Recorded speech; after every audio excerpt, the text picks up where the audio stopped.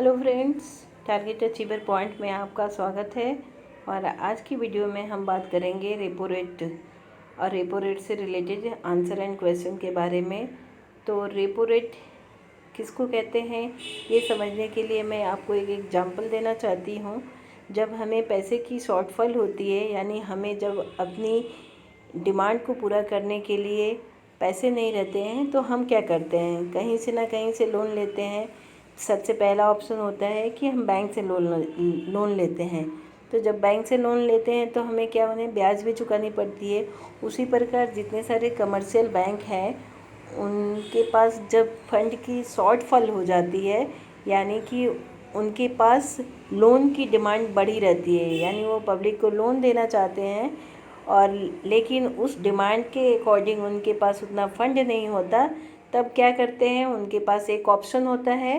वो ऑप्शन ये होता है कि वो हमारे सेंट्रल बैंक यानी कि आरबीआई से पैसे उधार में ले और बदले में ब्याज भी चुकाए।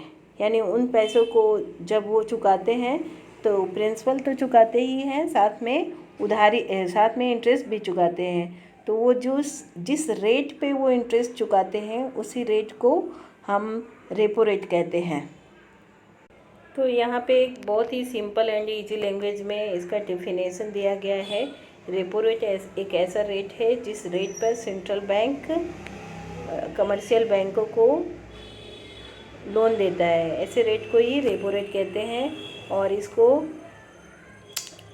एनी शॉर्टफॉल ऑफ फंड के टाइम में बैंक यूज करते हैं।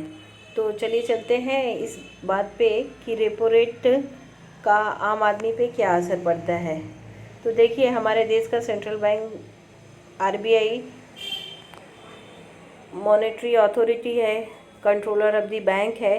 तो जब उन्हें लगता है कि मार्केट में पैसे ज़्यादा हो गए हैं या मार्केट में पैसे कम हो गए हैं, तो कब मार्केट में पैसे बढ़ाना है, कब मार्केट से पैसे को स्क्वीज़ करना है, इस सिचुएशन को देखकर, इकोनॉमी को देखकर वो रेपो रेट को बढ़ाते या घटाते रहते हैं। तो रेपो रेट जैसे ही अगर बढ़ता है तो क्या हो जाता है, आप लोग समझ ही गए हैं कि जिस रेट पे बैंक आरबीआई से उधार लेते हैं, यानी कि अगर हम महंगे में फ़ंड को ख़रीद रहे हैं तो सस्ते में तो बेचेंगे नहीं, तो क्या करेंगे, महंगे में ही बेचना पड़ेगा।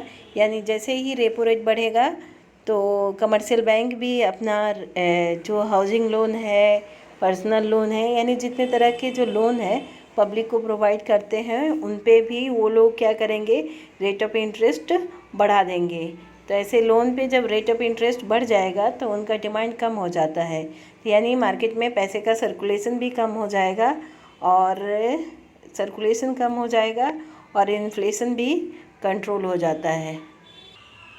आई होप वीडियो आपको अच्छे से समझ में आया होगा। रेपो रेट क्या है, इसके बढ़ने और घटने से क्या प्रभाव पड़ता है मार्केट में लिक्विडिटी।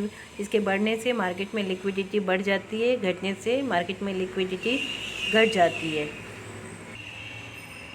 ये इसको रेपो रेट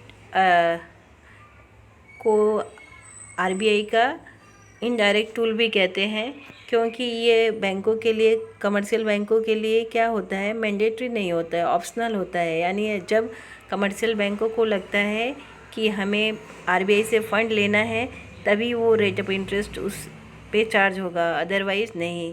तो आशा करती हूँ कि आपको रेपो रेट का जो टॉपिक है वो अच्छे से समझ में आया होगा। इससे रिलेटेड जितने सारे क्वेश्चन आंसर है, आई होप आप उसका आंसर दे पाएंगे। अगर आपको मेरा वीडियो अच्छा लगता है तो प्लीज़ लाइक और शेयर करें। इतना टाइम देने के लिए आपका बहुत बहुत धन्यवाद।